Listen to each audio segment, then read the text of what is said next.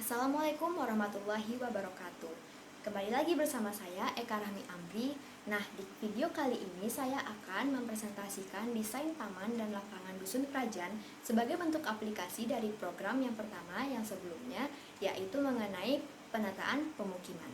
Untuk desain taman dan lapangan dusun kerajaan ini merupakan aplikasi dari program yang pertama mengenai potensi teruntuk sistem sanitasi, biopori, dan juga ecobrick yang di sini lebih kepada recycling.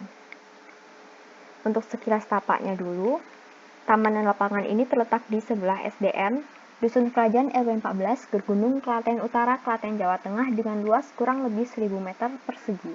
Dengan fungsi sebagai lapangan, taman yang dilengkapi dengan panggung dan juga pos kamling dengan penggunaan recycle dan area resapan. Berikut ini merupakan gambar perspektif dari desain yang telah dikerjakan. Bisa dilihat, bagian lapangan memiliki ketinggian yang tidak sama dengan bagian jalan. Dan taman berada di sekitar lapangan, yang berfungsi sebagai area duduk dan juga tribun untuk melihat ke arah lapangan. Dapat dilihat dari denah, ini merupakan utara, area utara di sebelah kiri. Nah, dari denah kita bisa melihat area lapangan itu lebih rendah, minus 60 cm dari jalan, di mana lapangan ini akan menjadi pusat resapan air hujan yang ada. Bisa dilihat di sekitar lapangan merupakan area taman yang digunakan untuk duduk, santai, bermain bagi anak-anak, dan juga relaksasi bagi warga. Dilengkapi dengan panggung yang berada di pojokan agar dapat tetap mengarah ke semua view dan tidak mengganggu fungsional daripada lapangan itu sendiri. Di sini juga dilengkapi dengan rem, di mana bagi masyarakat yang kesulitan untuk menggunakan tangga dapat menggunakan rem yang sudah sesuai dengan standar 1:12, di mana setiap kenaikan 1 meter menggunakan lahan landai sepanjang 12 meter. Nah, karena ini 60 cm, maka lahan landai yang dimiliki adalah 8 meter kurang lebih. Untuk pos ronda diletakkan di sebelah sini. Kenapa? Agar dapat memonitor ke segala arah. Karena di sini kan ada jalan, di sini ada jalan, di sini ada jalan. Jadi dapat dimonitor ke segala arah. Dan untuk area masuk utama tamannya sendiri itu di area sebelah utara, yang merupakan area dusun dekat dengan rumah penduduk dan lebih accessible, lebih mudah dijangkau. Bentuk potongannya seperti ini merupakan potongan dari titik A ke A aksen. Dari A ke A aksen. Bisa dilihat, batas jalan itu ada di atas, lebih di atas daripada batas lahan yang dimiliki oleh lapangan.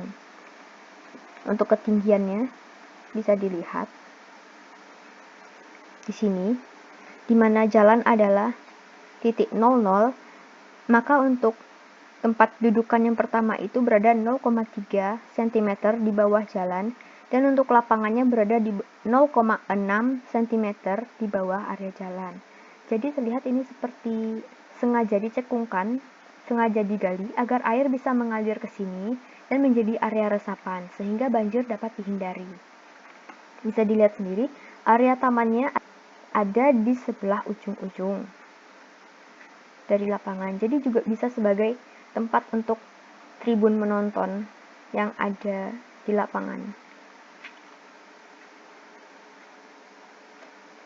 Selanjutnya ada untuk di mana fungsi panggung seperti yang dijelaskan sebelumnya berada di pojokan, bisa digunakan untuk aktivitas 17-an atau ada turnamen atau seperti apa sesuai dengan kebutuhan. Dan ada lapangan yang tidak diberi perkerasan agar dapat fungsional sebagai area resapan dan juga dapat digunakan untuk berbagai macam olahraga yang diinginkan oleh penduduk. Termasuk dengan kegiatan-kegiatan event yang dilakukan pada setiap tahunnya.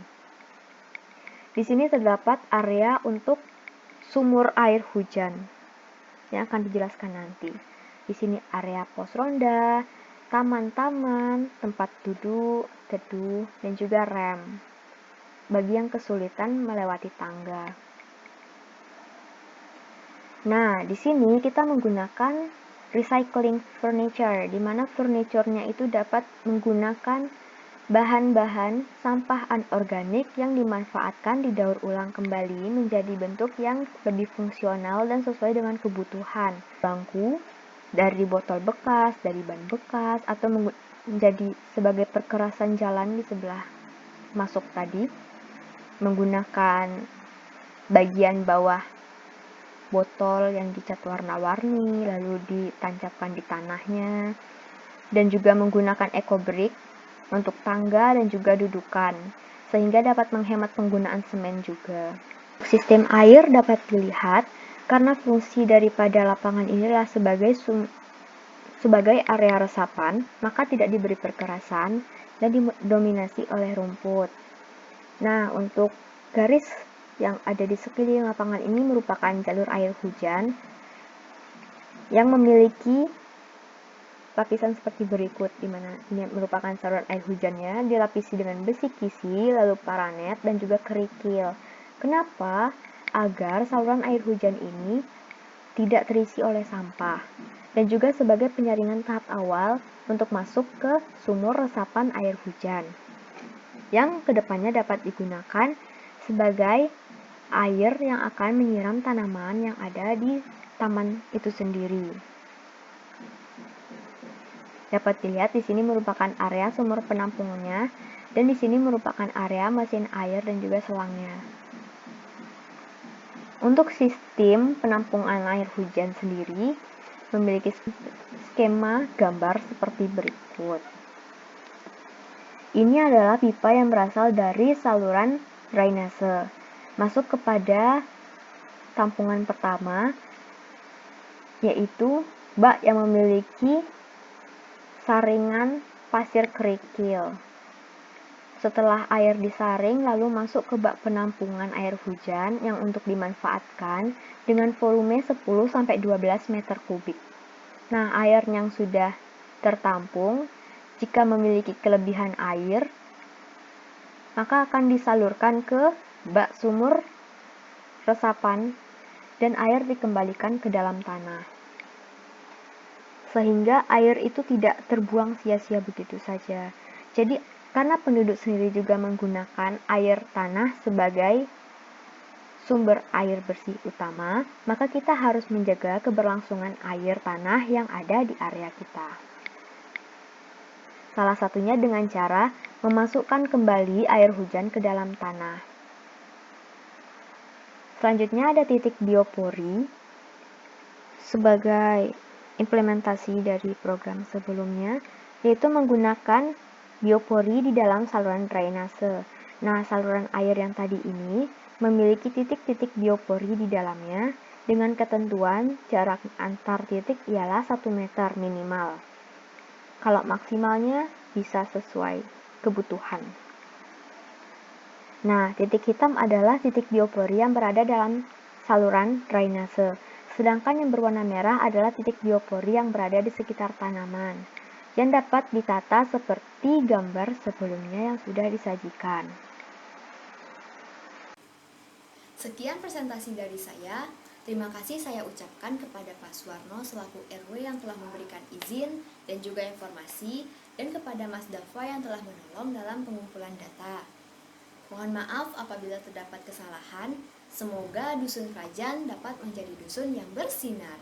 Akhir kata, wassalamualaikum warahmatullahi wabarakatuh.